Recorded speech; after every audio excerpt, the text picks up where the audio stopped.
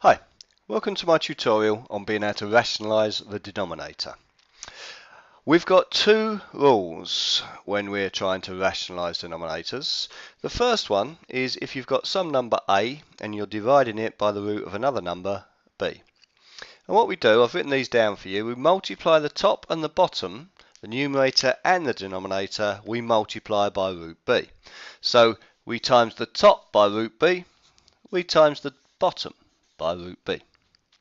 The second law is if you've got some number a and you're dividing it by another number b plus the root of another number c, then we multiply the top and the bottom by b minus root c. So not the same as what we've got on the denominator here, we have to change the positive to a negative. So we times the top by b minus root c and we times the bottom by b minus root c.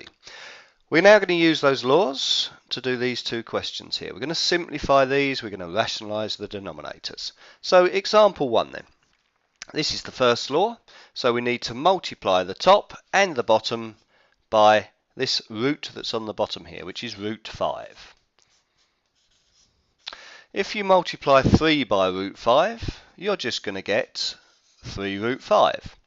If you multiply root 5 by root 5, using our laws of surds, you're going to get root 25, which simplifies to 3 root 5 over, we can rationalise that, root 5.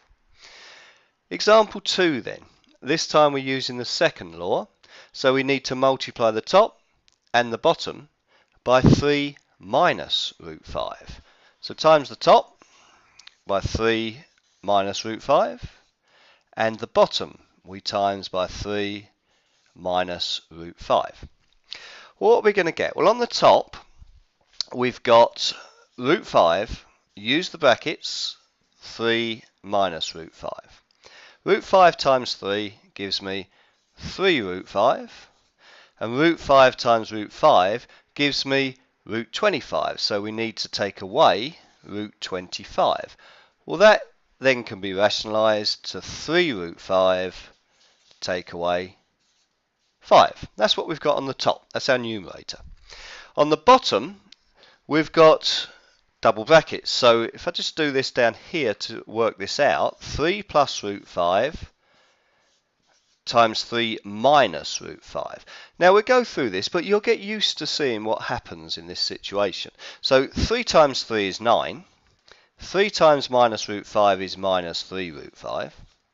Root 5 times 3 is going to give us positive 3 root 5.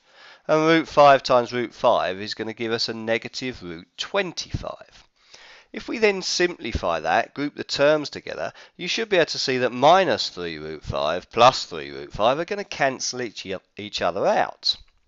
So we're going to be left with 9 minus root 25, which is 5, which leaves us with 4. So we should be able to see here, this is our denominator. This simplifies to 3 root 5 minus 5 as our numerator over our simplified or rationalised denominator of 4.